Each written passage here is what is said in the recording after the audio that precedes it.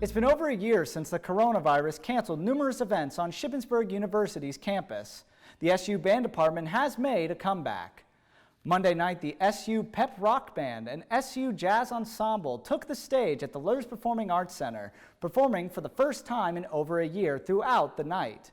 Audience members were treated to hit songs like Royals by Lorde and upbeat songs that make you want to clap your hands. Since last year, the SU Band Department have been releasing videos on their YouTube, keeping the morale up throughout the stressful beginning of the coronavirus. It is sure good to see that live music is starting to make a comeback. Shippensburg University's concert choir and madrigal singers are hosting their spring concert this Monday, April 19th at 7:30.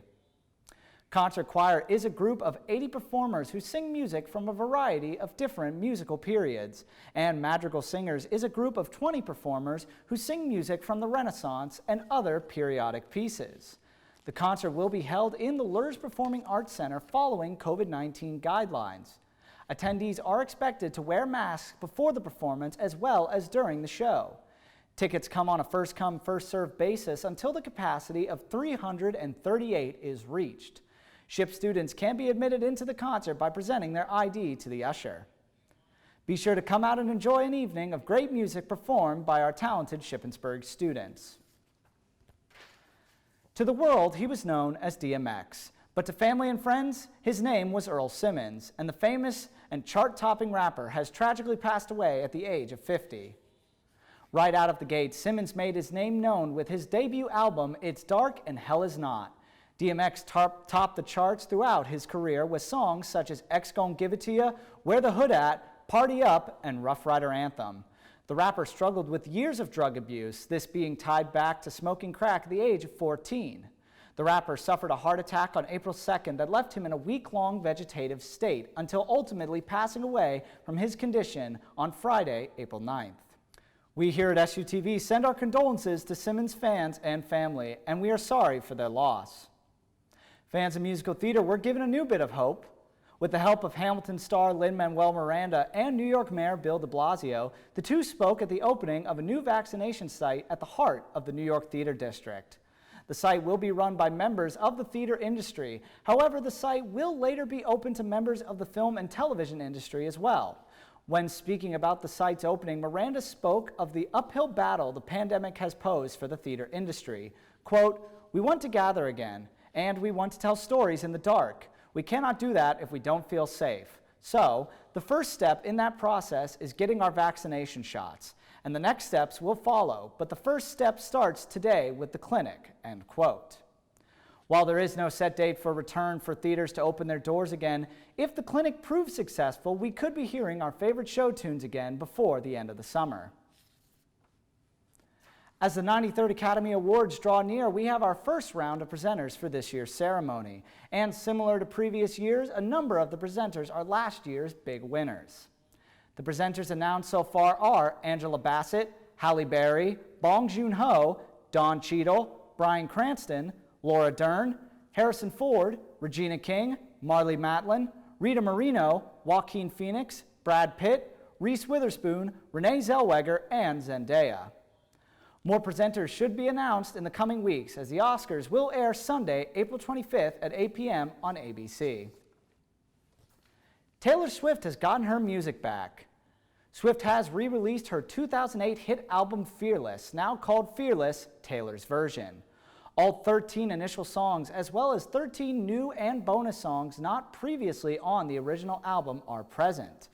Swift now has full ownership of the popular collection in the process of re-recording the rest of her first 6 studio albums.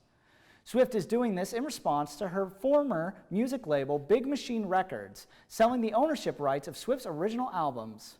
Swift has been in a public battle with the former label for well over a year after an investment fund purchased the rights from Big Machine. Swift has encouraged many other artists to take more control of their own music in the process of this battle.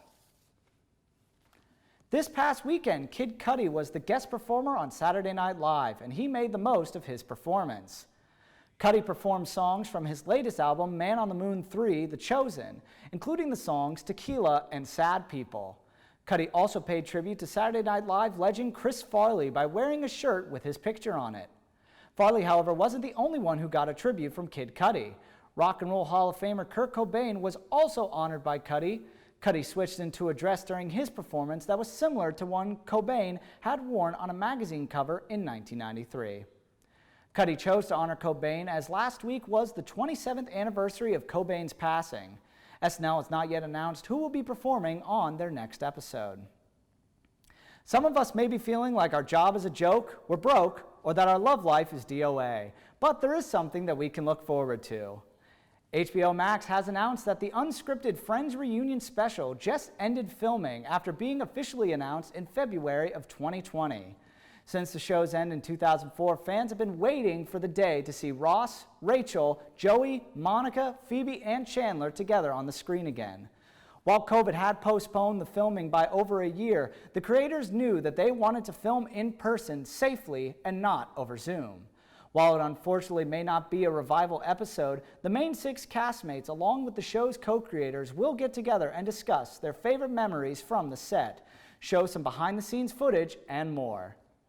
HBO Max has not yet announced a premiere date, but could we be any more excited? Tinseltown just lost an iconic landmark, and the movie theater industry took another hefty blow at the hands of the pandemic. Pacific Theaters, the host of over 300 screens across the U.S., has filed for bankruptcy. These closures include the iconic Cinerama Dome, one of the most famous locales in Hollywood. This news comes just after Los Angeles County announced that all movie theaters will be able to hold a capacity of 50% occupancy. Opening in 1963, the Dome has been a popular location for tourists as well as being a popular choice for numerous film premieres. The theater most notably got to shine in Quentin Tarantino's Once Upon a Time in Hollywood. Speaking of Mr. Tarantino, film fans on Twitter have begun to campaign that he purchases the iconic theater similar to what he did with the New Beverly Theater also in Los Angeles. Disney and Marvel have revealed one final trailer in honor of the last 2 episodes for The Falcon and Winter Soldier.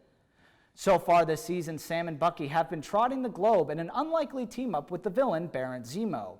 Their mission has been to take down the global terrorist group the Flag Smashers, led by the young Carly Morgenthau. However, as the ending of Episode 4 showed us, the new Captain America John Walker might prove to be a far more formidable foe.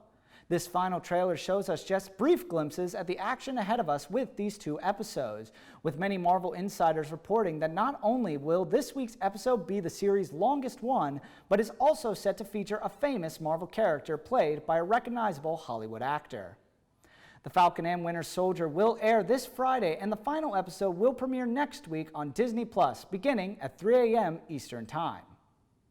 That's it for SUTV Entertainment. I'm Adam Beam. Be sure to follow us on all our social media at SUTV News and check out our website at sutvnews.org.